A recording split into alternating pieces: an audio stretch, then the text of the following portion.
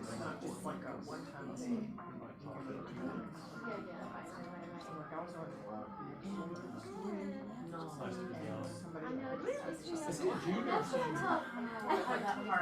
I know that. I had mentioned to her and early in the relationship, I said, if they want to leave a furniture, and he said, I need to leave furniture because they left all their stuff at home. I told her this last week. And they still I was thinking it was and she said, and then I said, she just goes back, most of the furniture and everything given away right here in the process to relatives. But she knows that she, right, she did leave the piano in her desk. No positive, just left it, she didn't know to go for piano. And I said, but she didn't know about it again. And I said, she passed along to the ladies. And they didn't have to move stuff. That's what I wanted to tell her. And I did it. I'm gonna ride in my lap. This is better. This is like church. It is. And I'm talking this morning. I was just gonna say, start preaching, Reed, start preaching. They need to please do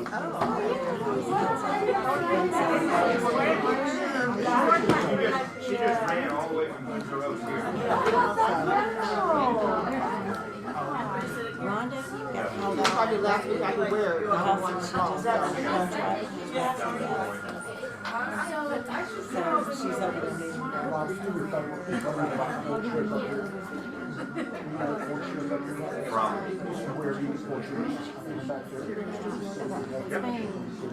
Good morning, everybody. Somebody give me some good news. I know my, Good the news. one that got the squirrels out. What's the second? The weather. The weather. Who is happy with the weather right now? I walked in the morning about 5:30 and it was so cool. Other good news. Other good news. Good news, people. I have some good news. Rupert Ford came out and told me my roof was still in good shape. Hey. He came out and looked at us and we're still in good shape. Interestingly enough, for some reason, the past week I've had 2 or 3 people come out and look at my roof, and I did not talk to them. I thought, nah, I'm not going to let someone come out and tell my roof needs to be replaced, so they're going to re-insurance because I did it one time before, and it was not a great experience. So anyway, guys, but I appreciate you going out and take a look at it. Great, I'm glad my roof is in good shape. Yes, sir. What other good news y'all have out there? Good news.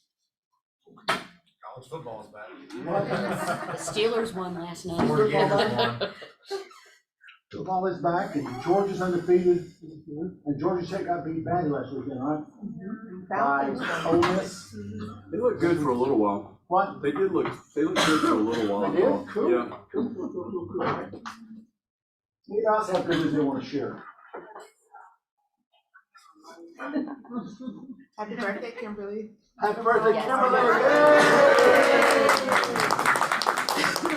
26? Again. 29. Thank you, Rob.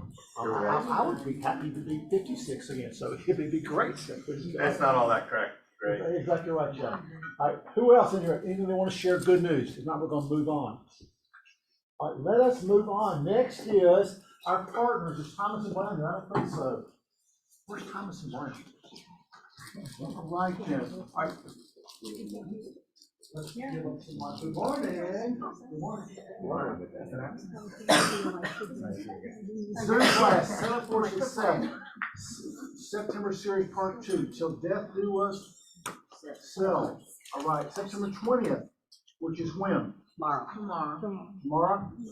When these terrible situations arise, this handy checklist will ensure everything is in place for the sale of property during the death or divorce. Let's chat with Cheryl and bring my question and bring any questions you might have. So this is Cheryl King, who we love. Cheryl King. She's an out of the box thinker. I call her sometimes for questions that are a little bit unusual. So glad she is great. We love to have her. So, but it's all via Zoom, Kimberly, not live. So please. How do they sign up for that? Carrie sent out the link or an email earlier. Great. Cool. I love it, guys. That's great. All right, next. Who's that? That'll be us. Come on, come on, come on. Good morning, everybody. Morning. Hey, y'all. I'll stand over here this time. I'm Danielle Delaney with Silverton Mortgage, and I'm Reed with Silverton Mortgage. Silverton Mortgage. Want to tell you guys that we have a new program, 100% conventional loan that we just rolled out. We've had a lot of requests, and it's for primary home purchases only. We do the underwriting in-house, so we can meet all quick terms that you need on your contracts. And yeah, hopefully. We give you a couple of details about this thing. Usually when those programs come out, I raise an eyebrow because most of them, the rates are through the roof, or, to get a decent rate, you're having to pay points. Well, if you need 100% financing, you probably don't have money to pay points, right? I priced one of these out last week. And especially if, remember when they changed the loan level price adjustments back earlier this year, and they took away the ones if people were under 100% of the area median income? So in our area, that's just right around 100,000. I think it's 104 or something like that. There's a lot of people who fall into that category. And those loan level price adjustments go away on this program too. So here's what I priced. I had a guy with he had a 760 credit score, so he had good credit, but he just didn't have any money. Interest rate was 7.625, and it's the same rate on the second mortgage. And the second mortgage is interest only. This was a heck of a program for this guy. So basically he's doing 100% financing at 7.625%. That is something, again, it changed my opinion. Like I said, most of the time when these programs roll out, I go, yeah, it's kind of like an albatross. It's not going to be, you don't see these fit very often. It actually, there's definitely a place for it. So I think we have an FHA one too. Yeah, that yeah. looks equally pretty good. Do you have questions? So the down payment is the second mortgage, 3%? yeah, Okay, you go close. yeah, you can go up, you can do it up to 5, but we adjust it based on what they can put down and what the closing costs are and things like that. I think you can go up to a 101. It's 101% loan to value ratio. Yeah, It might be 102. 101%. Yeah. And then it becomes payable when they sell the home. The second. Well, they pay interest on it each month until then, but then, but it's not, that one's not forgivable. That's what you're saying. Yeah. I'm sorry. Yeah, the FHA has an option, it's forgivable. Right. And that's the one that the interest rate's a lot better. Did you want me to talk about assumption? Okay, Jim and Christy had asked me to speak just briefly about assumable loans. Now, let me tell you where this will be important to you. Don't tune me out like you normally do. If you have listings and the current owner has a VA loan or an FHA loan, and so you should ask the question, this is a selling point. And if nothing else, it's going to get some interest. Sometimes you might not like it, a new program, it gets everybody interested, it gets some attention, but you don't end up doing it, but you might on this one. So FHA loans and VA loans are assumable. That means that a buyer, if they're qualified, can assume the loan that your seller has. Now, if the seller's interest rate is 3.25%, that's a big deal, right? Side note, USDA loans are also assumable, but on USDA loans, USDA can adjust the interest rate to whatever the current market is, so whatever. But you get the interest rate on the FHA or VA loan. Basically, they have to meet the same underwriting criteria, and they have to be approved by the entity that's servicing the mortgage. And so this is what you'd want to do. Now,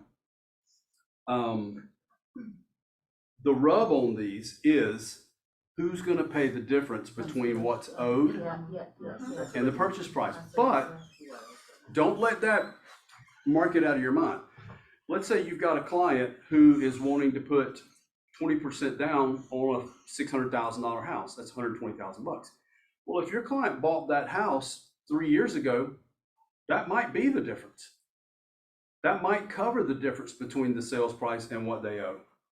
Secondly, on that, if your client has a down payment, they may be able to pay part of it and then get a second mortgage for the rest of it. You can go to the bank and get a purchase second. Now, most of them are limited at 85% combined loan to value. So your first mortgage would be X, whatever it is, and then, whatever they owe. And then the difference, you could get a second mortgage up to 85%, and your client might be able to pay the difference. So take a look at these things. Yes, Yvette, were you asking No, something? I would like to point on that factor that you say, who's going to pay the difference? Because that is the factor that we always have a challenge to find out who is going to do the second mortgage, because it's so difficult to find a lenders to do that. It was, because I'm saying this because I have one of my clients that who tried to do that and we couldn't. Yep. So many factors affect this. It's only gonna work for a buyer who's got a down payment, Exactly, yes, because you're not gonna be able to get the second mortgage up to 100% LTV, CLTV. That's not gonna work. But if your client has a down payment, they might be able to make that work. So something that I would like to clarify, you say all the FHA loans are assumable? Yes. And VA loans are assumed, and you don't have to be a veteran to assume the VA loan, which I just learned that a couple of years ago. Oh, I didn't know that. If I could say one thing about this, of the two, FHA and VA, you have a better opportunity with the VA because most of those VA people have put down zero. So the equity that they're going to receive It's just is the less, appreciation. yeah.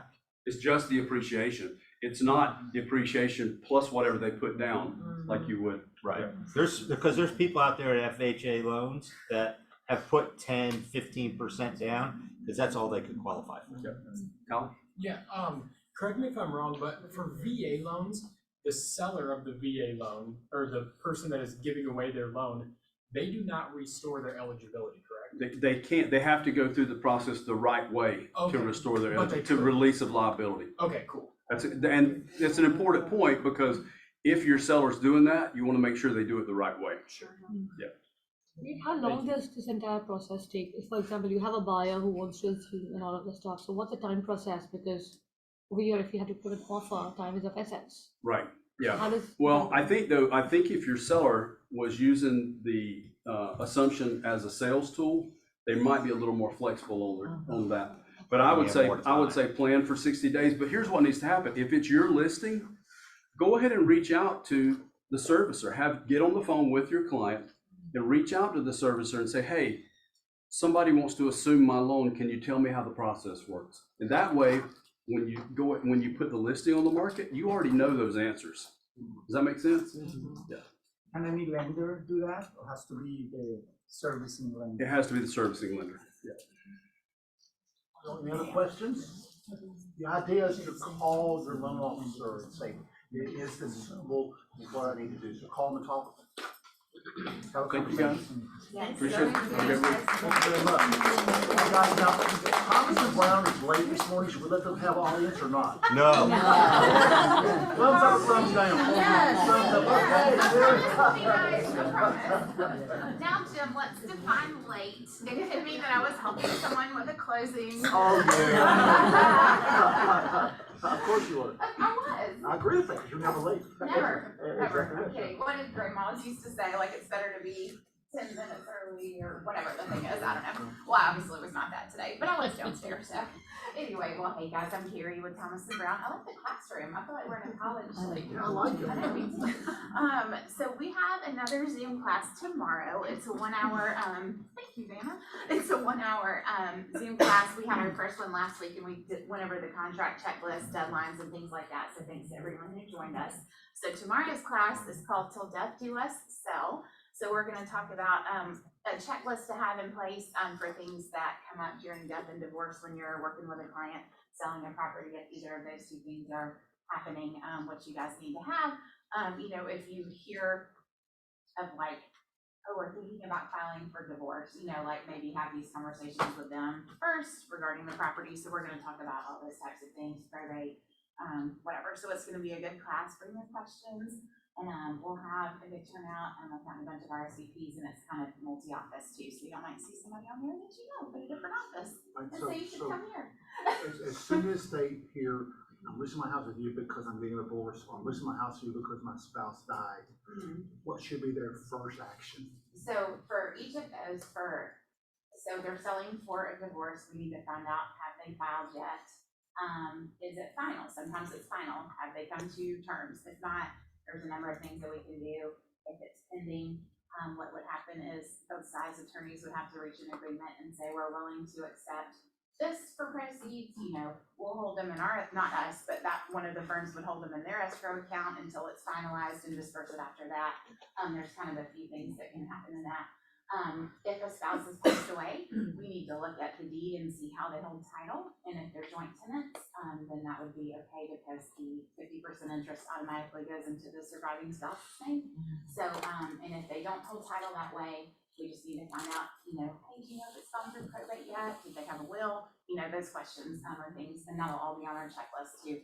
That way it's kind of neat, like, and you guys can be like, oh, stand by, I have the same checklist.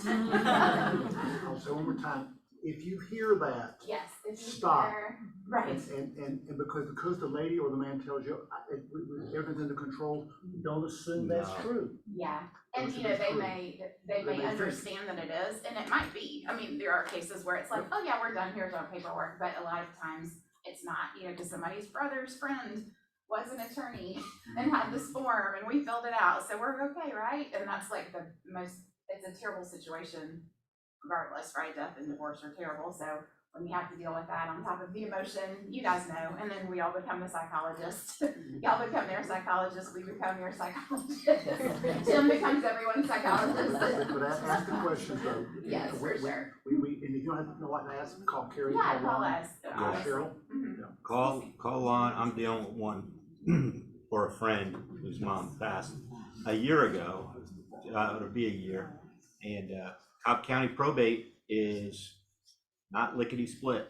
It's taking Yeah, and some it time, depends. We and do there's have a few referrals that are great, and they know the right people, so that can kind of help speed it along. But yeah, depending on the county, the process it's not really a different process, but it can be a longer process depending on Cobb, Fulton, Cobb, whatever. Yeah, I was just gonna say, I'm a perfect example of this. I had a client that said, oh yeah, we're good with probate. It was actually probate in the wrong form. And y'all saved our day, by the way, y'all saved it. Jim and Lon Thomas saved the deal for us. But anyway, we assumed because they're like, it's probated that we're good to go. We were not good to go. It was the wrong form. And we had to go through the process again. It did end up closing, but it was very stressful for all parties involved. And Lon really saved the day along with Tim. So it is important that once you have that you make sure it's properly probated It is, and it's not always, I don't wanna say a big deal, because it is a big deal, but it's not always this crazy, it's gonna take 5 years, it can be a very smooth and easy process. Yeah. So, most of the time it is, so long as the right things are in place. So that's what we're gonna talk about. Okay, I'm sure. Might be a fun class to have, what stops closings. Exactly, so glad you mentioned that. Oh, good. Because in October, did you tell them? In October, our C class, our monthly C is gonna be called Closing Killers, along the lines of Halloween and scary movies. Don't worry, we won't have any scary masks in the class. I can't do those. Yeah, so thanks for that little segue. We work well together, exactly right. I've known you forever, so I get that. Exactly. We are your favorite office. Well, is It this is being called- recorded? It is. She said, well. No, he does. Jim always does this to me in front of other team I do. leaders. He'll be like, so Carrie was just mentioning that East Cobb is her favorite. And I'm like, I got Matt and Stephanie and everybody. So, anyway, but thank you guys. Let's very give my much. hand, guys. We love Thomas. All right, let's move forward. Come on. Good morning, y'all. Morning. Don't forget breakfast and live. Wow. Breakfast and lunch. I love it. Always be good to be back here with you guys. So try not to take up too much of your time this morning. So I passed out a few of my cards, just a couple takeaways for y'all that I want to go over. But for anybody that doesn't know who I am, I'm your roofing vendor. I'm Ryan Davenport, senior manager with Roofing Forward. I've been a vendor here, wrapping up our 7th year. So it's crazy. It's been Give this me my long hand for that, guys. So we do free video roof inspections is the short end of the story. The biggest thing I love about working with my agents is my business and your business is set up the exact same way. We get paid on 100% commission, or you live and die by word of mouth referrals. So anytime that we're working with anything, we want to know and trust and be able to fully rely on the people that we utilize to make us successful, the same way you guys do the same thing with your vendors. So the biggest thing with us, and kind of like Jim talked about here at the beginning of the meeting, is we're going to go out and give you a truthfully and honest feedback of what's going on with the roof that you're sending us to. We are not you need a brand new roof every single time you call us. That's kind of my staple, because honestly, I repair way more roofs than I ever replace. Our repair team is way more booked out than our full roof replacement guys are. So we just want y'all to have confidence in what you're looking at. That way you can take that back to your homeowner or take it to the negotiation table with confidence there. With that being said, with how the market's changed in the last year or so, negotiations have become a large part of your transaction again. Where there through COVID in a few years, it was a take it or leave it kind of environment. So with that being said, I don't want anybody walking into a new home and then having that bomb dropped on them that, oh, we need a brand new roof right away. And they've been spending money like crazy, but I also know people that are trying to sell their house, they're spending money like crazy. No one wants to pay 20 grand for a new roof as they're walking out the door, and buy that for somebody else isn't always the most comfortable thing at the same time. So we want to help kind of cushion that a little bit as well. Like Jim had us out, there's a lot of guys out banging doors right now. We've had a ton of storms over the summer. These afternoon thunderstorms have caused a lot of damage. So we do specialize with the insurance claim side of that as well. That's something we can kind of help walk everybody through.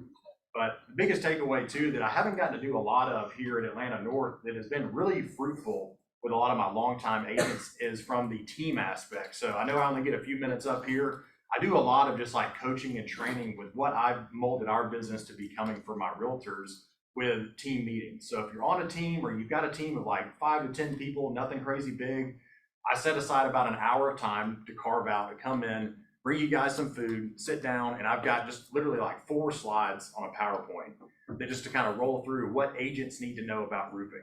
Because a lot of agents that have worked with me for a long time, like Libby Bramlett's an example of this, she'll call me up and it's like, hey Ryan, it's this age of a roof, it's this type of a shingle, X, Y, and Z are wrong with it. I've already teed them up, here's their insurance company, come take care of it. So she's already prefaced that with them so that she's not waiting on me to get there, let them know what's the reality, and we're walking through that. I use that as the guinea pig, so that way y'all know exactly kind of what you're walking into before you ever even call me. So you've kind of already teed that up with your homeowner, because the roof, the HVAC, those are the 2 biggest ticketed items that are going to, for y'all that have been around a while, they can blow up a deal. If something's really bad and there's already a few other things that we're not super excited about, now we find out it's a $30,000 roof that needs to go as well, that buyer's probably gonna walk. So, yes, sir. Is this what would you say to this statement if an agent said to you, well, I don't think there's any wind or hail damage, I don't think there was any in this area? It's all just hearsay until I come look at it. So can you explain to them how you understand where there's pockets that things happen with the maps and everything that you guys have? Sure. So we have storm tracking technology that we use that the insurance company uses as well. Because anytime we have a claim, any insurance claim has to be used off a specific date of loss of when that weather event occurred. If we just said today, it's beautiful, it's 60 degrees this morning, nothing happened, they would throw that out the door quick because they're going to do whatever's in their best interest to not pay for something. So if we have, even on our website, if you've got a customer that just wants to see, well, as a storm happened, they can go to our Roof It Forward website, type in their address, and it's going to just list them a chart out of every wind and hail loss in their area and their zip code for the last number of years as well. So that's how we would know the designated area. Like last week, Ackworth got hit with a lot of big hail. I'm from that Brookstone area. That's where I was born and raised. I looked at 16 roofs the day after the storm. We only filed 1 claim. There was probably 20, my mom works at the Publix right there. She works at the quickie checkout counter line. She probably serviced 30 roofing companies that day.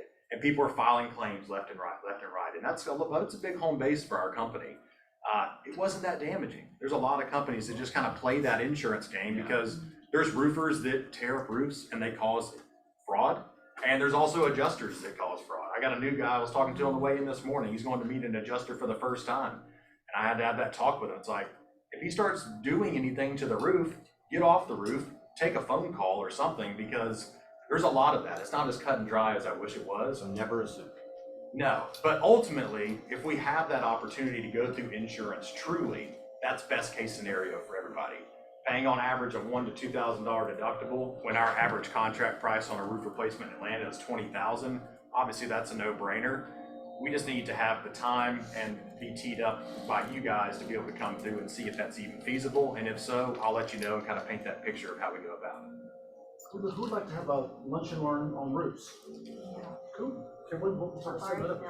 Huh? Already emailed it. Oh, good. We'll set it up for sure. It'll be great. Anybody have any questions or need anything at the moment? Yes, So I ma'am. see Children's Healthcare on your shirt. Is that a partner for Move It Forward? Correct. So this is like one of our customer folders. So Roof It Forward is Pay It Forward. So a portion, whether we do a $500 repair or we did a $5 million commercial job last year, a percentage of that is being donated back to Children's Healthcare of Atlanta. We're a Christian faith-based company. We don't hide behind that. That's our tithe, if you will. So we roof it forward by paying it forward from every job we do. We just hit the $500,000 mark over the summer for how much we've given back to them since we started the Roof It Forward program.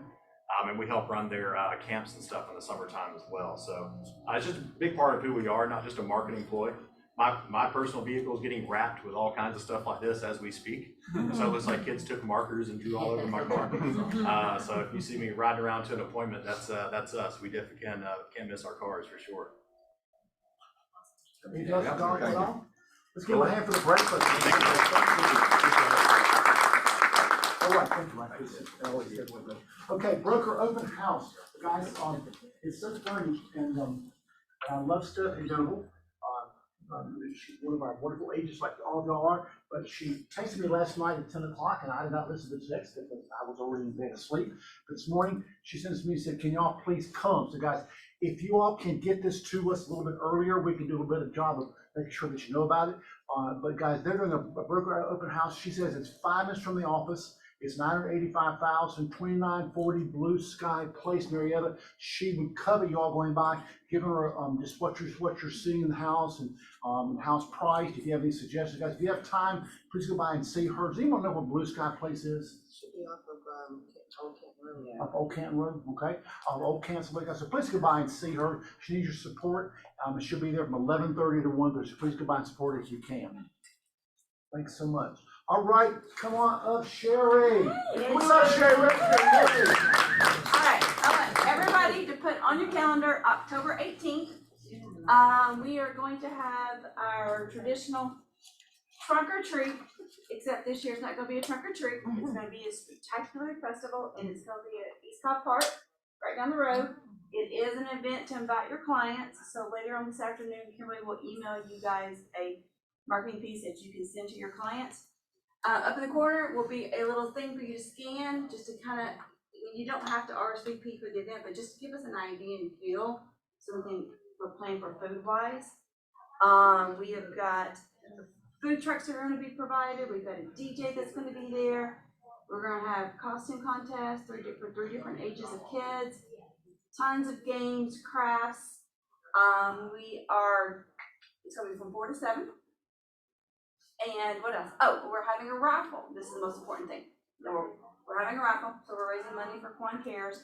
We are selling a raffle tickets, $1 for one ticket, or you can buy $20 for 25 tickets. You can Venmo me personally, or you can give me cash, or we can put it on your agent bill. And what I'm going to do to make it easy on everybody is I'm going to pass around this little sheet. If y'all want to put down on the sheet how you want, if you want to pay cash, Venmo, or put on your office bill, and I will put the tickets that you bought in your mailbox. Suggestions, this might be a great touch when you're reaching out to your database. Say, hey, I bought a ticket, I'm gonna be donating to you, giving one to you, you know, or you can just buy them all for yourself. We are raffling off one item, and it is going to be a gigantic gift basket per se. It has a cooler with some wine and lots of gift cards and maybe a trip or two in there involved. We're still gathering all that, but we're hoping it's going to be around $1,000 value. And we'll keep talking about that more and more in the next couple of weeks. Did I leave anything out? Got it? Okay. We're working hard on this because we want to make this extra fun for everybody. And like just for your database. Yeah, just for your database. So definitely reach out to your clients. It's a great touch for the fall. And I'm going to pass this out, and I'll have these downstairs on my desk. And we hope to see everybody there. There's lots of kids. Any questions at all? What day, sorry, what day? October 18th. 18th. Yeah, we'll be talking about the team meeting, and you'll be seeing, you'll start, yeah, now that we've announced it, you'll be bombarded with stuff about this. So, yeah, yep, see everybody there. Thank you, guys. Thank you, Sherry. Thank you. Y4C2Ts. Let's see, what did I ask this morning, which is one of their favorite one? Let's see. What did I ask this morning? I never had a chance to pick your favorite Y4C2Ts. Pick your favorite one then. My favorite one is always win-win, All right, tell me why that's your favorite one. because you can't have a relationship without it. But the wife, does that mean though that you're passive and you just give it all the time? Is that what that means? What does it mean then? Like, what does win-win mean? In other words, some people think, no, win-win, I'm winning for my client, and I don't care about you because I'm gonna win for my client. I don't really care. That means win-win, I need to win, not win-win. There's a positive for both parties, both sides. Looking for places that you can what? Work together, right? And come up with a great solution for everybody. Guys, I love win-wins, and that's one of my favorite ones also. Of course, they're all my favorite ones. I like them all. Like, which child do you like the best in your office? I love all my children in the office. Even the ones that misbehave. Great mastermind. Okay, Rob. Is it you, Rob, or is it somebody else? No, that's me. Okay. Every Wednesday, Script Mastermind. And we're getting more and more people to come. So I really encourage you to come because you're gonna learn something that you didn't think you needed to learn, or you're gonna hear from someone else. I think one of the best masterminds that we have that we don't advertise and everything is, do you all know where the mailboxes are? Yeah. You know those 3 chairs that sit next there with 3 computers? You know there's a mastermind that goes on there every single day? So we're always masterminding. So when it comes to scripts, we talk about, not just here's a script, here's the conversation we're gonna have and how to make these conversations easy. So I think yesterday was another great example of, the room was full, but we had 313 agents. I'd love to see 313 agents in there on the door knocking. You might think you'll never door knock, but wow, was there some great information. So lean into these. Our training calendar is so full of great information. A lot of offices don't have a huge training calendar. We spent a lot of time making sure. And this one right here does an unbelievable job keeping us on track. So thank you, Kimberly. Last week, if I missed one, please forgive me for that. But last Saturday night we had a contest of brain power that I lost in. Because I'm not good at doing that type of knowledge thing. But at Patty's house last weekend, we had a great time together. About 30 of us showed up. What's fun was every team pretty much was in first place at one point. Ours not ended in first place, did we, Angela? Yeah. If we did not. And so, God, we had a great time last Saturday, together. And then yesterday, Danielle did a great class on door knocking, guys. And if you're like, that door knocking does not work, you should have showed up yesterday, because she shared how that was the apex of her business when she first started. And she still does it to this day, guys. So we won't do a lot of stuff for you, but please come to the class because you'll learn a lot. Okay, guys, now, so this Thursday, guys, and I don't think everybody, particularly the ones that are not here right now, understand how big a deal this is. We have a chance for Pat Flood's going to be here. He's interviewed Doug Duncan. Doug Duncan is the master at trying to predict what's going to happen next in the housing market as far as interest rates. And so I heard this morning that the Feds may raise rates one more time. I heard it on the news, which doesn't make it good information. But anyway, Doug's going to be here on September 21st from 9:30 to 11:30. Basically, the plan is from 9:30 to 10. There's going to be a little bit of mastermind going on, plus some breakfast, right, Kimberly? And then 10 to 11, Pat is going to interview Doug Duncan. And Doug is going to be on Zoom because he lives in Florida, I think. And you don't want to miss him. If you've RSVP'd, you get first choice at seats. If you come late and there's a seat for you, great. but people that have already, they get first chance at seats. We're already pretty well sold out, but please come if you can. If you get here and this room is full, we're gonna have an overflow room downstairs. And then at 11 o'clock, Doug will be on from 10 to 11 o'clock. Pat's gonna take questions from the floor about what he's seeing out there, guys. So it's gonna be exceptional. And guys, no other office in the city has this type of stuff going on, guys. And this guy he's amazing. I've heard him one time before, and he just understands the market. Besides that, he's funny, which I love. So anyway, guys, put this on your calendar. You do need to RSVP if you can. Come if you want to, and show up at the last minute, but you may end up sitting downstairs in the overflow room. And I'd love to have both these rooms packed. I don't know why we would not be, because we know what's going on in the market. Because he said earlier in the year, interest rates will be coming down. Does that make him right? No, it does not. It looks like they're going to be going or staying up right now. Remember that he forecasted, but so did the guy that's the head forecaster at the Northern National Association of Realtors, Lawrence Yoon. So you guys come on the 21st. I think you'll enjoy it. Did I leave anything out? Come in, happy hour. Don't forget about this. Kevin is so wonderful. If you don't know what to do with your command, get on this and talk to Kevin, because he understands it better than anybody that I know. He's happy to help you out. And it's free for you. Door decorating contest. Y'all know about this one? My door is sort of decorated. Sherry helped me out with it, but decorated, and we're going to have a prize for the one that has the best decorated door. Whether home or here, wherever, please decorate your door. Lessons learned, Rob. I love this because every week something else comes up. And so just recently I had one that I was going to talk about the assumptions, right, with FHA and VA, but Mr. Reed trumped me because, you know, his knowledge just is so vast. So I'm going to pivot. So ATAX, okay?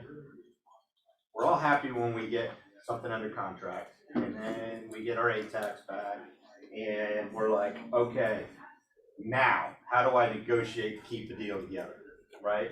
So one of the ways, we had a situation just last week, it's a high dollar amount, or $695,000. $700,000.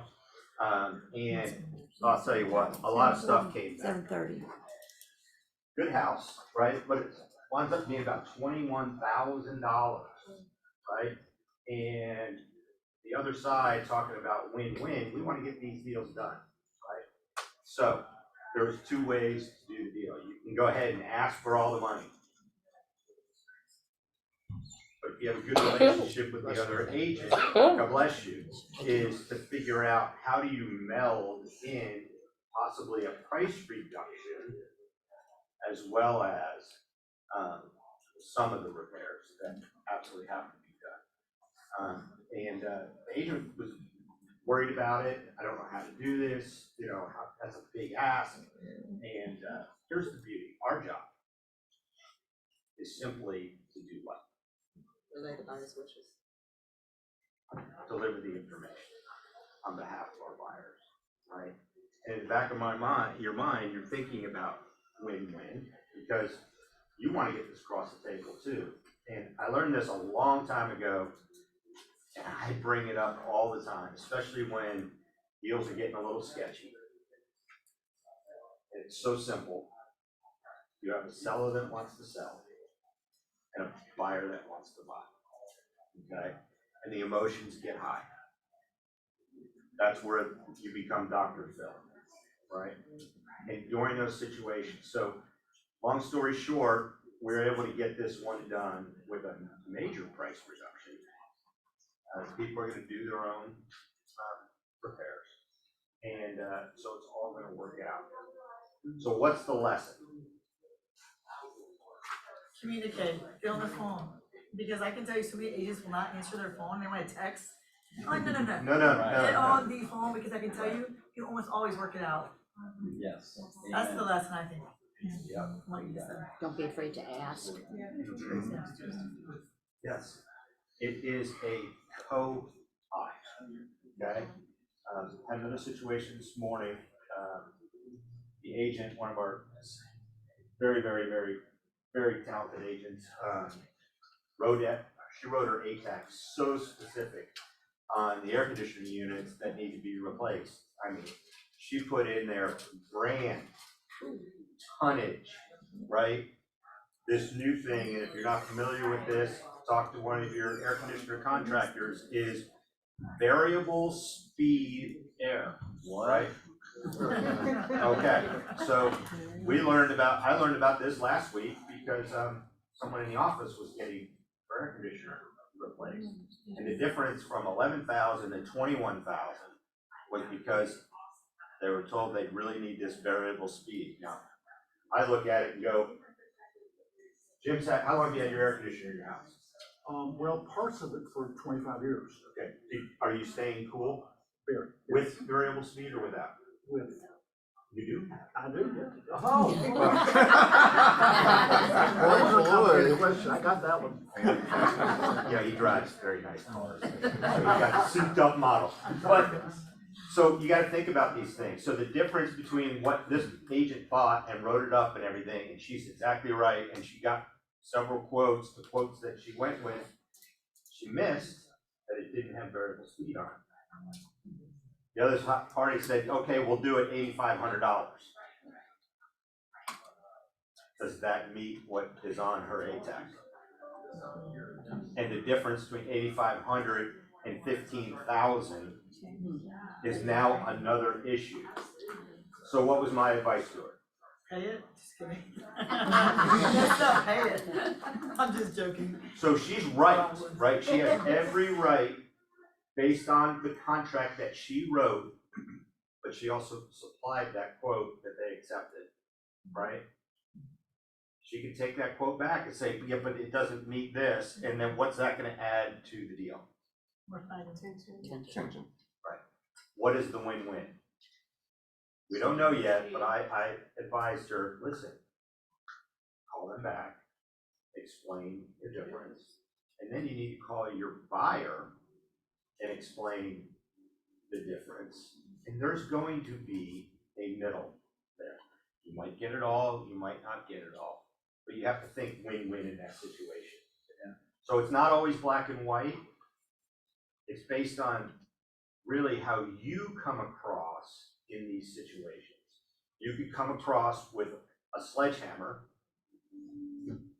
or you can come across with a feather duster to make it all nice, let's try to get this done, and maybe they get 12,000, maybe they get 8,000, who knows? So it's how you approach it. It all comes down to exactly what you said, communication, and think about the win-win. You still want to win for your client, but there's some hills you just don't need to die. Sure. Okay? How about asking for money towards that, so this way our buyer can make a decision what to buy. And this way, you just free yourself out of these situations. Well, I asked her why she was so specific on her ATAC, because her buyer did all his research. Because his buyer works for But who do we represent? Who do we represent? the buyer. Right. So I've had plenty of people in my office go, I'm not gonna do this, or we're not gonna, I'm like, whoa, let's stop. You're just delivering information. You don't make decisions. You're representing your client. Ask them, and they will tell you how to get it. So get out of your own way, and you'd be surprised some of the answers that you get back. Okay, so it's all about attitude. So I'm gonna answer to this, if you don't mind, that some buyers don't even know that there is an option to take money, not necessarily reduce it from the price, maybe put it towards closing costs. Yes. So we got to make sure when we give the information to our buyers, That they have options. that they know that they have options. That's right. And there's a website, Punchlist USA, where you can upload the PDF of the inspection report, and it gives you like an itemized. Yeah, amount. and you can do it also through Donnie with AmeriSpec. Even if he didn't do the inspection, you can give him the inspection and they'll write up quotes for you. So it's important. In that first scenario, She had every single quote, so when she went for the ask, she had quality information to give them with a copy of the report to say, this is what we're going to do, or want, this is what we want and why. It wasn't frivolous. That went a long way. Yes. You go ahead. I was just gonna say, just make sure you guys, when you write a memo to address concerns, that everything you put on there, just know that the lender is gonna require it to be exactly what you put on there. So you don't wanna ask for a licensed professional to, you know, Change the doorknob or fix the landscape. And don't reference the. Don't reference- Inspection report out there. Yes, stop doing that. Seriously, because they're gonna ask for it. She pays 24 of inspection report, okay, you You're just, gonna you get those just from get, buyers. yeah, you are gonna get those from buyers, That's the every first time call, you see sorry. that, just say sorry. So Eric, how did you learn that?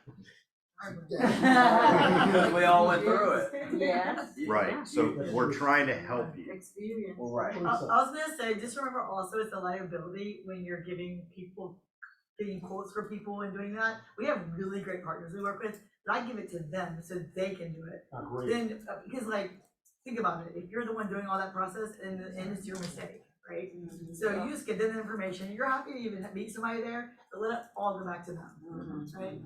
Just think that through also. Align yourself with amazing contractors, and we have them.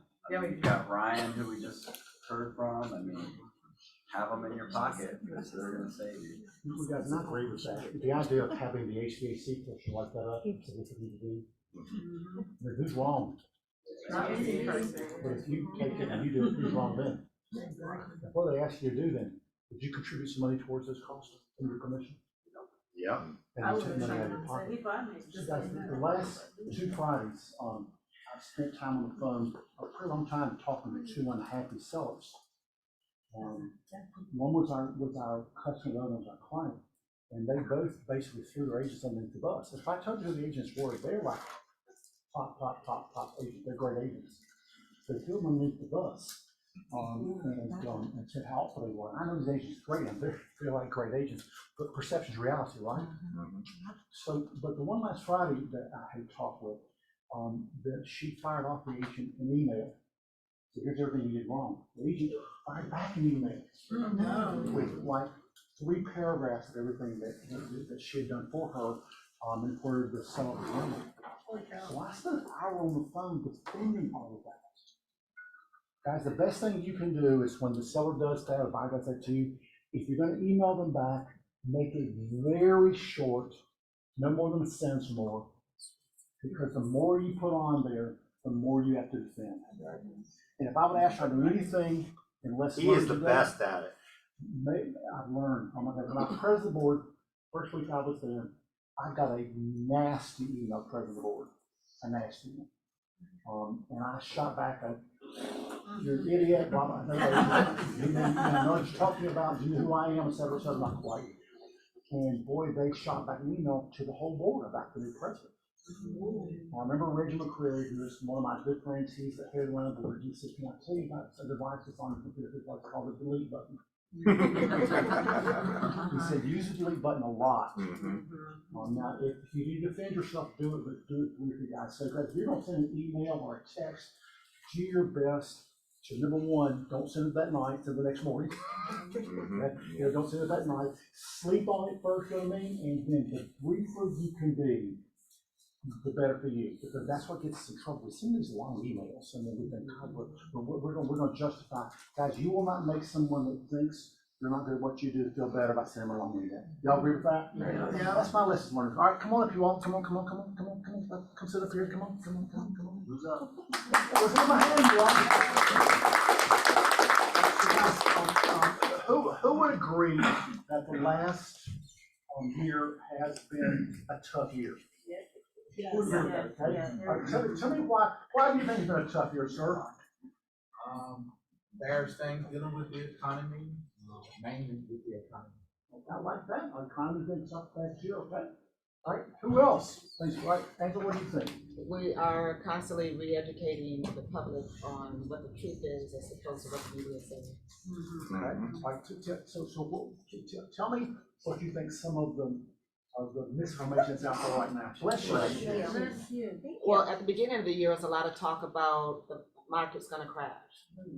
And talking people into, no, now is a good time to buy, now is a good time to sell, prices aren't gonna drop, you put it on the market, it's not gonna be worth less, 50,000 less next month. So just getting people to understand that we weren't going to nosedive, and this wasn't 2008, that was the first half of the year that we were trying to do it.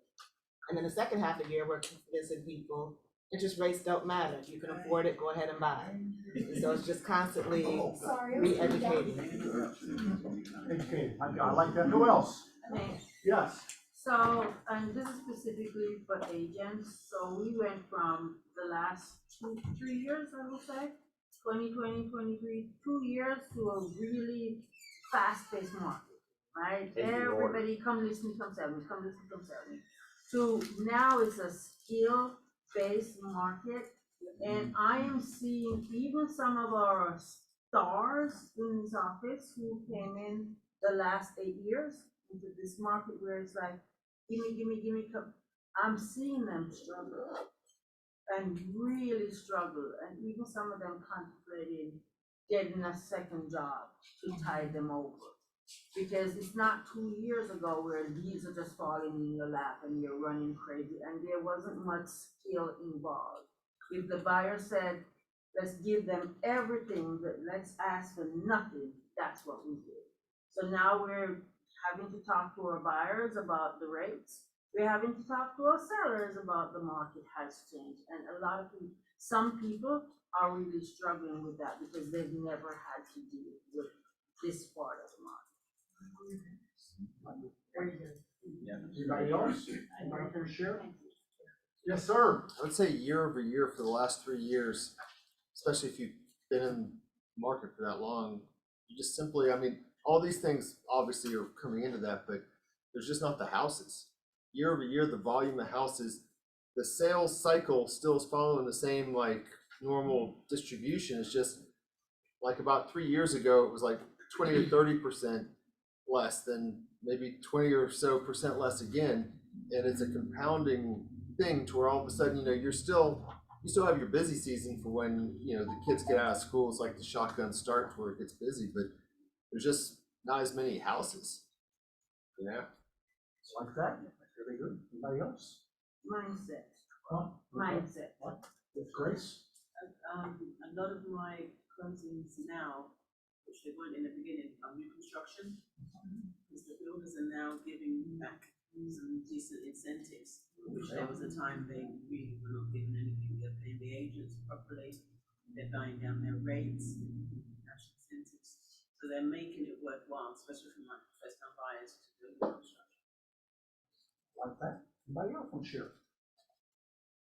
Jim, I was just gonna say, adding on to what Authorine was saying too, there's never been a more important time to really dig deep and to have, meaning we have each other to support each other, between our masterminds and our script practice and pivot shift, y'all. If you're not in there with James Shaw and the group, I mean, talk about uplifting, because look, we know there's agents around us that are succeeding in a big way, having some of their best years.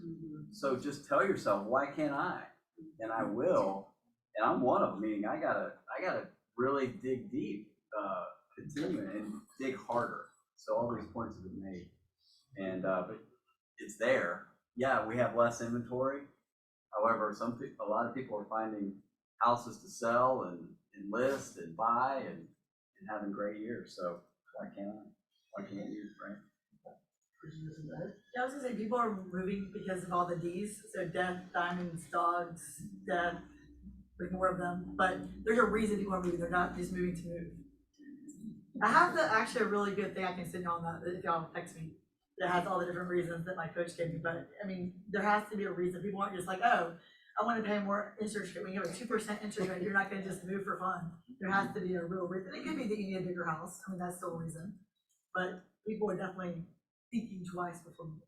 And that's when I got here in 2011. By about 2013 or 14, we had our best year ever. 2015, our best year ever. 2016, our best year ever. 2017, our best year ever. 2018, our best year ever. 2019, our best year ever. 2020, our best year ever. And what was I going on in 2020? COVID. So our best year, 21, not quite as good. 22, not quite as good. So we're trending numbers back to 2016. What did you say about 2016? It was our what? Best year ever. So I think we would all agree, getting into the market right now, is it hard?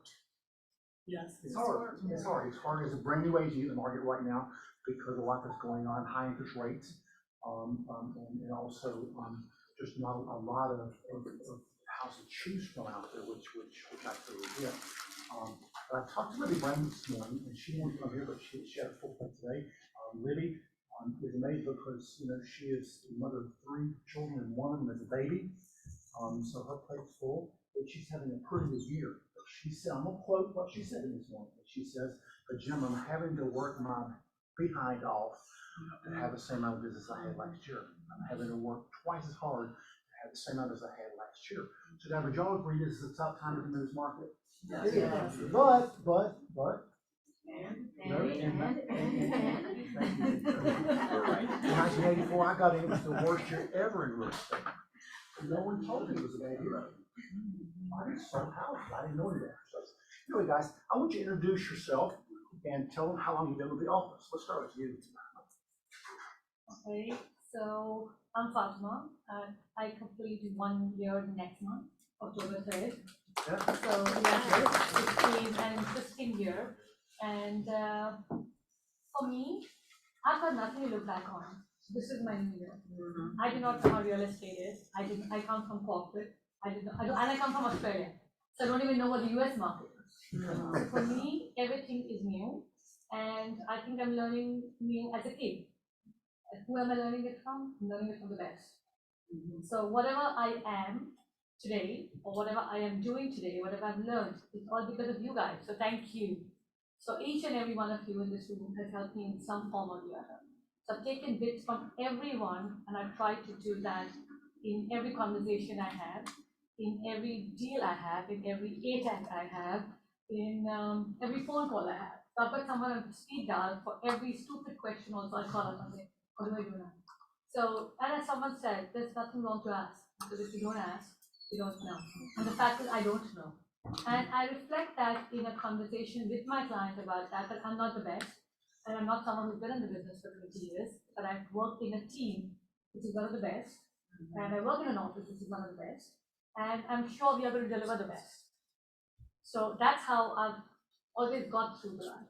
So I'm not shy of saying that I know it, because I don't.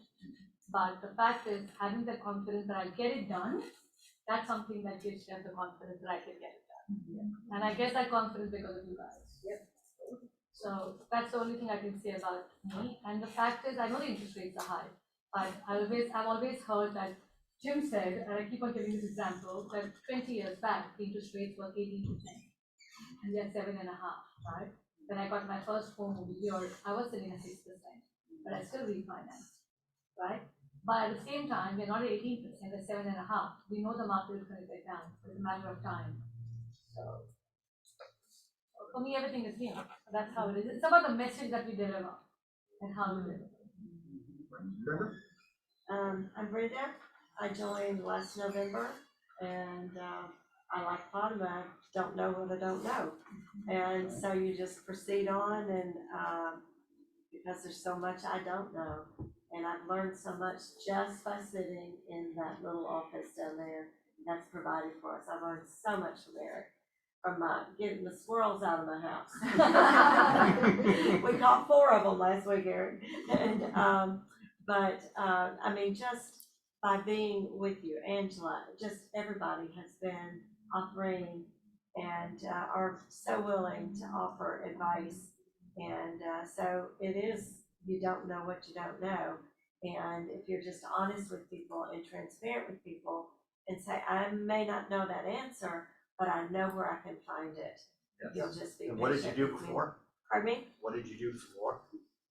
Oh, teach, For how long? 30 years, middle school. Mm-hmm. So, I guess you just learn a lot from that. This is so true. I often tell people that, being the work of the office and being, I used to be an elementary school principal, is the same job, you're working with children. Yes. Like you're like, what you do. And I think that having those skills of having taught in East Cobb at Dickerson Middle School for 23 years, that helped me learn to know what I'm dealing with a lot of people and how to handle that. I think that's probably one of my strengths. And then learning the ins and outs of real estate, that's what I get from everyone else. But being able to deliver that and be able to be transparent with people and honest with people. And I guess my biggest takeaway from this year is the importance of, Teresa, communication. I have learned it so much. Two great examples that I've had recently. One was a little house for a couple that I have that they have a $215,000 budget. And we found perfect little modular home that they wanted. And I called the agent immediately when I left that place, called him again that night up until 8 o'clock. I told Jim 8 o'clock, didn't call back until 8 o'clock the next morning. And he still didn't answer, still didn't text me, nothing. And then by 9:20, he finally returned my call. And I said, you know, I've got my offer ready to come over. I just had to check with the lender on something. He said, oh, we just signed the offer 10 minutes ago. And he said, what is your offer? And I told him, he said, oh, that's a better offer. And I said, yeah, if you'd have taken my call or called me back. Yeah. And I told him, I said, you left money on the table for your client and for your commission. And just because you did not communicate with me. And then the deal that Rob was talking about this past weekend, the asking price was $729,900. And we went in at asking, but after the inspections and multiple inspections, they wanted everything inspected.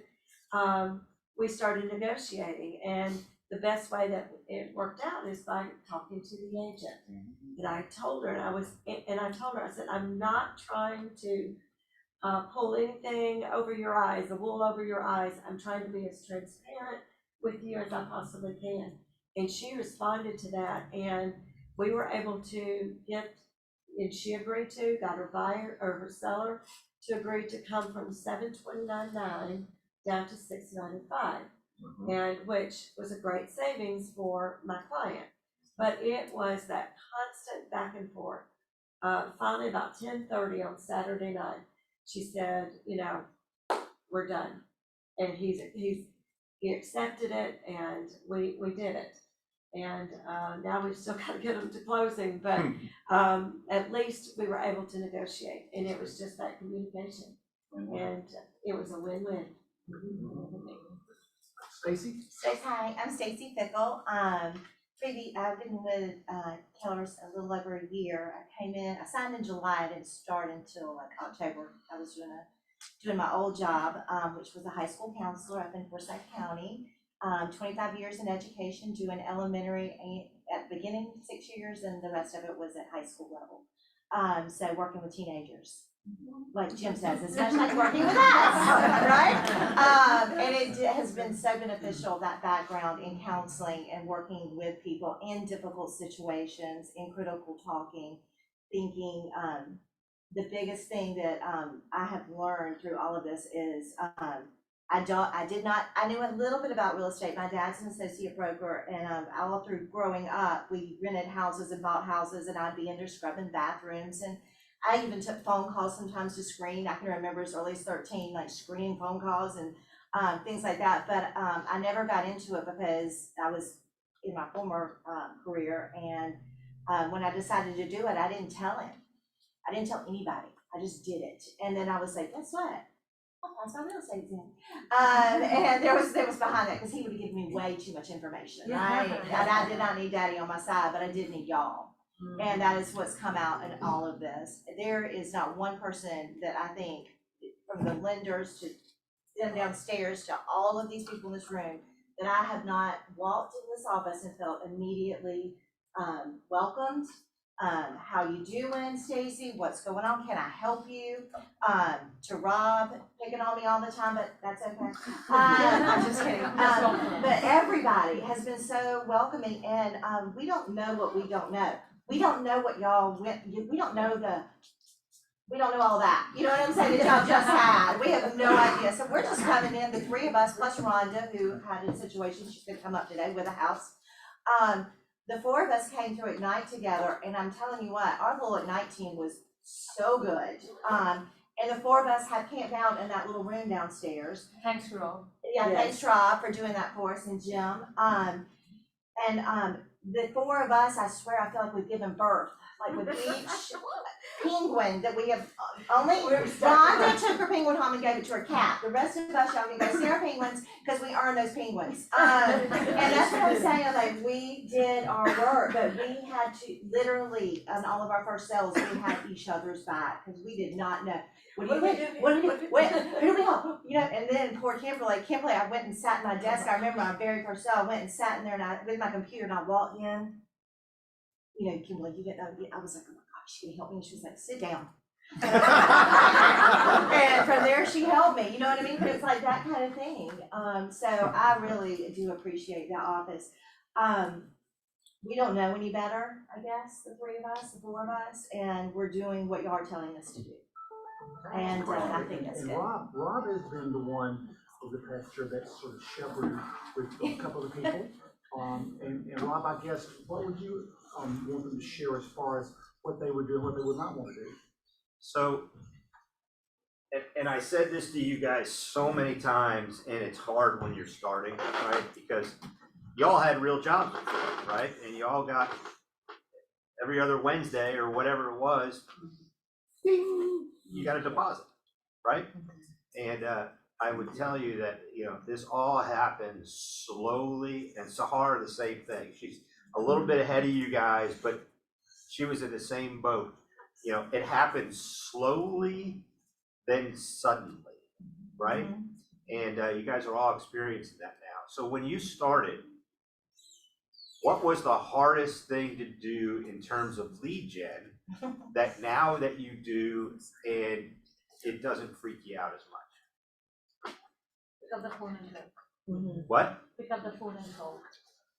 If someone asks about the market, if someone talks about the interest rate, if someone talks about why people not selling or listing, having that message delivered in a very confident way about the fact that what we do in these team meetings week by week and in our script mastermind, just deliver that message. And I think it's how you deliver it. If you deliver it with a confidence, in the next meeting, when you meet the same people, "Yeah, I heard it's getting better." So I told you. So it's about being listed. There's an example, and I don't know if you remember this, but when she first started, she said, you know, I was going down to my mailbox and I saw my neighbor, and I was like, did you talk to him? No, I didn't talk to him. I don't know what to talk to him about. I know they're gonna sell, or they know people that are selling and everything. I'm like, dang it. So we worked on her confidence to have that conversation. And what did you do? You Yeah, the next day I just turned off and introduced myself, that I've just started being a realtor, and I worked with Keller Williams. I did them like a basket, like welcome basket. Although I've been in the neighborhood for 5 years, but I was meeting for the first time. But yeah, and since then, it's just every month, like a touch, just to make sure that I'm there in some way or the other, just a touch. But yeah. Brenda? I had an interesting encounter it was right after Supreme did their thing on cleaning up your credit. And it was a great workshop, and I learned a lot from that. And I've always been a big Dave Ramsey person, and pay with cash when I can and things like that. Don't put things on credit. And I was in J. Crew Outlet, and the little girl waiting on me, I was paying with cash. And she said, "Oh, I do the envelope. What's that? Oh, what's Yeah, that? she said. Where'd you get that? She said, not many people do that. She said, my fiance and I are trying to buy a home and we're working on our credit, so we're doing the envelope system. Wow. And we're using cash. And I said, oh, I'm a big Dave Ramsey person. And I said, interestingly enough, I had just attended the day before a credit thing. I said, I can put you in contact with somebody if you want to learn more about how getting your credit scores up. And I said, do you have a realtor? And she said, no. And I gave her my card. I had my little tag on. And I gave her my card. And I'm writing a contract for them this morning. And so it's just but it's just those little personal touches, not being afraid to say what I do. I'm always one of these, I don't want to come across pushy because I hate pushy salesmen personally. And so it's finding that and being able to read your audience, I guess it is. And, but being able to talk with someone about what I'm doing now, but not come across as, I want to be your agent. Right. You know, are you selling your house? I want to sell your house, kind of thing. And I have another one that I've been working for a year. Actually since almost a year, it would have been last December. And they have gone through so many life changes, but they're just calm. She told me, she said, I want you to find me a house and I want you to sell my house. And she's my former boss, she's my former principal. And she said, I want you. And I'm like, okay. And so, but they've gone through premature twins, they've gone through 2 weddings, and then she broke her foot. Now her husband's family member died. They got 3 weddings coming up. She said, let's just hold off until November. And so instead of pushing anything on them, she said, if you find something between now and then, let me know, but don't be, actively looking like you have been. And so it's just learning to read that audience and be patient and know that it's going to happen. It's just gonna take some time. And I've got like 3 others I'm doing the same thing too. I think just like she said, confidence, having confidence in knowing how to speak real estate. But the biggest thing that I think I've taken away from everything is listening. I've always been an avid listener, just due to my nature of what I went to school for. But really listening for the little nuggets, what people are trying to tell me, what they want, what is a need and what is a want. So I think that's really something I've learned and kind of tweaked a little bit more in practice. I've gotten out of style of all my leaning in and really listening and closing my mouth sometimes, which is good. Another thing that I think I've taken away, the biggest thing I think I've taken away from all of this is God's timing in all of this for my life. And that's why I like KW, the value of God and my faith and how this is all playing out in my life, I think is really cool. And I wouldn't be sitting here doing this if I didn't have, in this company, if I didn't have the heart to know that this is where I should be and in the right place. Like, I love that mostly about being in KW, that I can say that who my savior is, and I'm good, and I don't have to hide that. So I just kind of wanted to put that out. Amen. So, I'm taken aback a little bit, but by this room and the support that they got. I had this idea about a year ago I thought, I need to get the newbies together, right? And get them in the office, because I think that's so important. So I got a little office space downstairs, and you see them huddle in there, right? Eric sneaks in there, and, they others. let me in sometimes. Yeah. Like I need it. We'll put it on your bill. But the reason I did that is because I believe, just like everything here at Keller Williams, is community, right? And I say this to new people when they come in to interview and everything. If we don't have any training programs or nothing, if I just handcuffed you to the copy machine, right? And you just sat there and listened to all the stuff that's going around, vet going around at her 13 different desks that she's at around the office and everything, you know, and she locks herself in the conference room and you look at her and she's making her phone calls no matter where she's at. And, you know, all of you just know that when you refer someone to come to this office, it's a different experience that they're gonna get than a lot of other offices. I'm not saying other KW offices are not as good. Oh, no, I will definitely say that. I'll definitely say not. You know, there's Which part of the Y4TTs is that one? Is that like the ability or is that? But the ability to get up and produce, you have the best shot of anywhere in the industry. And so there's 3 people up there, Rhonda's not here, right? There's 4 people in the last year that are all capping, living their best life, learning and still learning. They don't know anything, but what they've done, no, because you only know from your last deal. You go from 0 to 0 all the time. And so as you're talking to friends and everything at other brokerages, right, and thinking about them getting into business, if there's one place that they have a chance to be successful, it would be here. And so guys, what would you do different? What would you do different? You're starting, in other words, if she was brand new and you were talking to her, you said you probably need to do this, if you're just gonna try, what would you tell, what would you do differently and what would you tell new agents to do? Let's start with you this time. I would definitely not try to do too much too quick. Everything's flying at you 90 miles an hour. I would probably tell a new agent, listen, don't go out and do everything because there's no way you're gonna do it. You're gonna find your niche, it's gonna come. And stick to the people around you that already have been through it. Ask questions, ask a lot of questions. I was overwhelmed, so it almost got me stuck until I went through Ignite. And then it was like, oh, I get it now.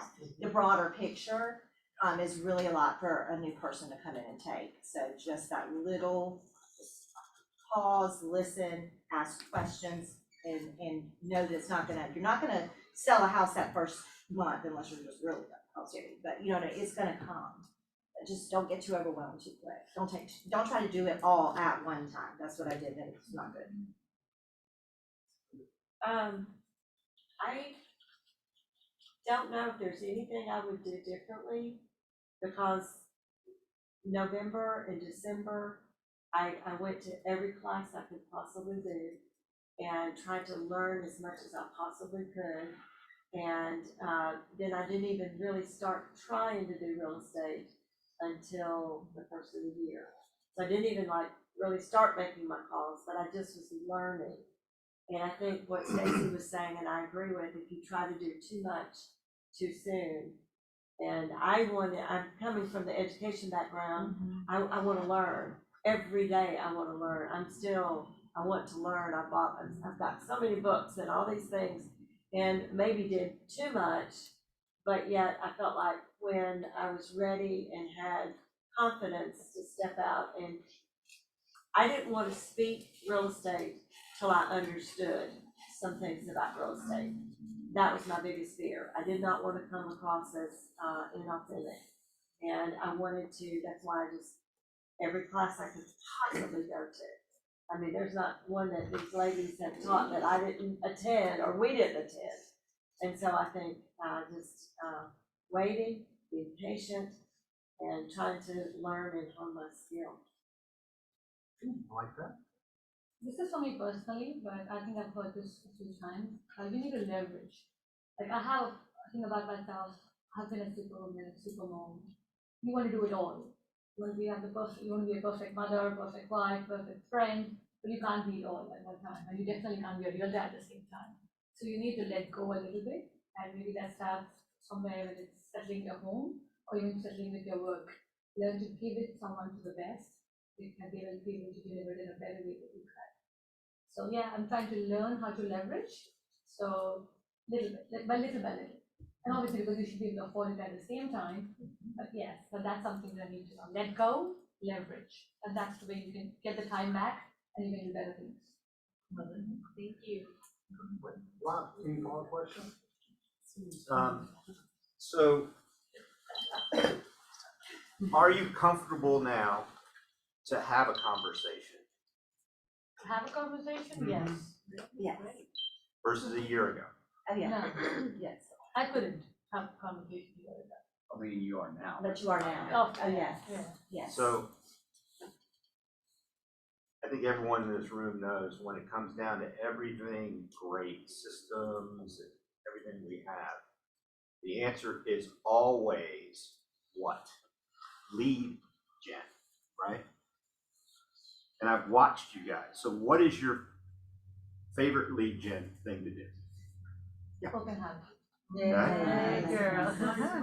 Yeah. And that's the one that amazes me, because, her sister-in-law, even, she has taken over houses, she does them every single weekend. How's her business doing? Very well. I'm very impressed. I mean, every single week she's doing them, so it amazes me people don't do more open houses. But I don't know if he wishes, we'll come see us, let me find one. So I love that idea, great. Brenda? The open houses I love, but also, just, nurturing my sphere and staying in touch. And, I always try to do something, back at, the middle school where I taught for so long. And I try to do little events, like at the end of the year, I did a thing for teachers. And then, conference week's coming up, I've got something I'm doing for them, in October. And just trying to keep those little touches and keep nurturing my sphere. Because I did teach there so long, so there's all these retirees I know, there's the ones that are there now that are young that I know, and just trying to develop those into real estate relationships. I would say the same thing, sphere, and also, I don't know if it was in here, in Bold, Ignite, something, they wrote down all your people that you come in contact with, your doctors, your dentists, blah, blah, blah, blah. My last client was the lady that cleaned my teeth. So everywhere I go now, if I'm going to an appointment, I always leave a card and tell them what I'm doing. I would have never, you know what I'm saying? So it's like, all those people have a purpose in our life. So even the guy that's like comes out and does the yard thingy, for the insects, I went out there and gave him my card. If you need anybody, let me know. And it's like, oh, great. So it started that conversation, but I'm not afraid to do that anymore. So I carry my cards and I hand them out. And I'd like to ask Sahar as well, because Sahar, she yeah, really Sahar's was been great. part of this group, and even though she was a little bit further ahead. Thank you. Yes, I was in February 2022 in that group. I think I'm the only one left from that group here. Survivor. Yeah. I joined Cortlancy for a few months, and then I get off the team and continue working myself and learn from everyone here. Audrey, she was by my side every day. She was my coach. And Rob, he's helped me a lot. Oh, and still.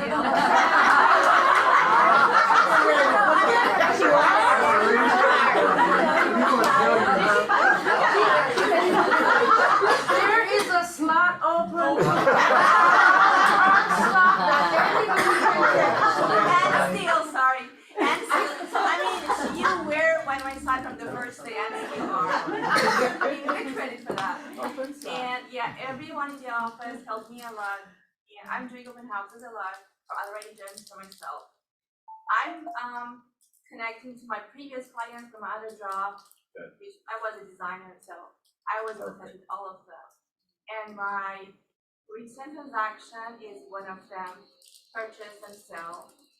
Yes. I did his kitchen, and everyone who walks in get in love with the kitchen. And he says, you know who did the kitchen? It's my agent. But you went through a dark time, Yes, right? I was. Because it's not all rosy, guys. Right, yes, I was. But I just focus on doing business and doesn't let any problem distract me. Yes.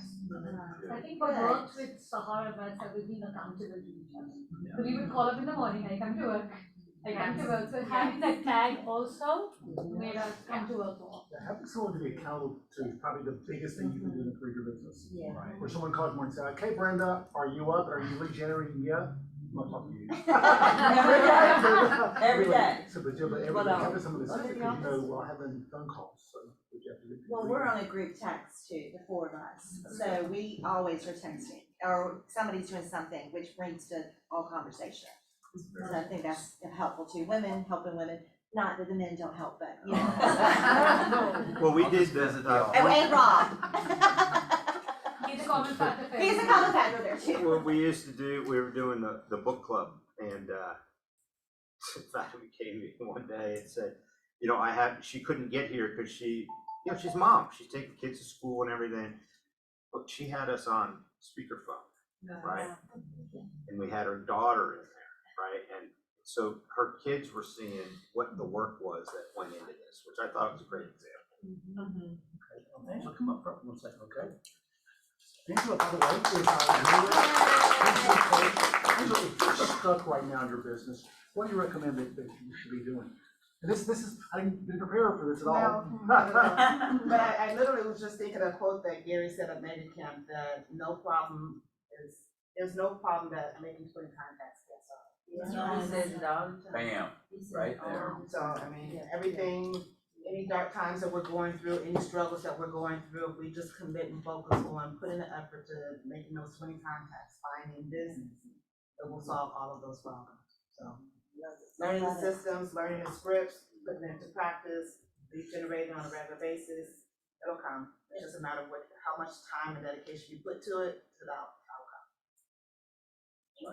Quick, deep, high D answer. And I had my DS 11, so. Yeah. Oh, that's hilarious. Yeah. Right? But one of my favorite people in the whole world is a guy named Sean Rawls. They recognize his name. But he said, Joe, I challenge everybody to have 30 cups of coffee and 30. Yes, and he said you'd be Taking people so out. busy 30. by getting business that you will never complete that 30 days. So I'm like, okay, shoot, I'm gonna take him up on it. Haven't completed it. Yes, yes. Every day. He said every day, every single day, for 30 days, find somebody and take, not your once a week where we all do the coffee, but no, every single day for 30 days, take somebody out to coffee. It's awesome. It's because what you focus on expands. Yeah, When you you're will be focused so on building busy relationships and getting finding business business. from It will those come. guys, right? Any other questions, these wonderful ladies? Can we give them a hand?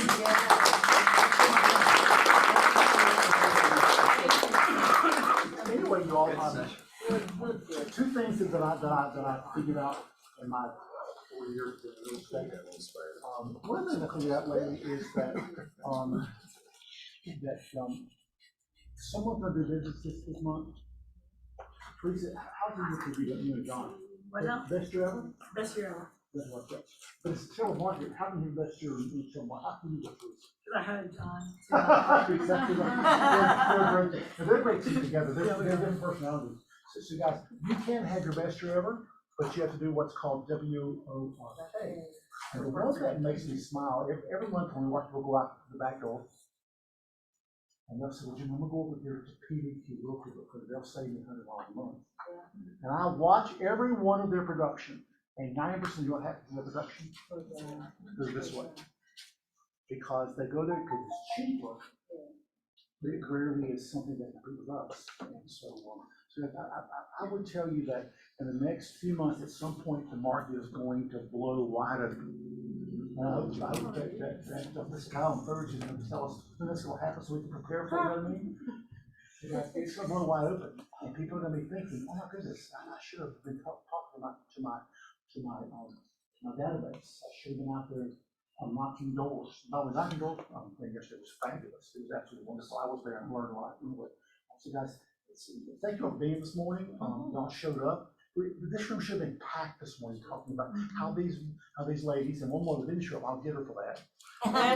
She's some rats in the attic, yeah. That's right, but anyway, but guys, just realize the market is going to explode. It's still pretty good right now. It's harder right now. Any closing comments, Rob?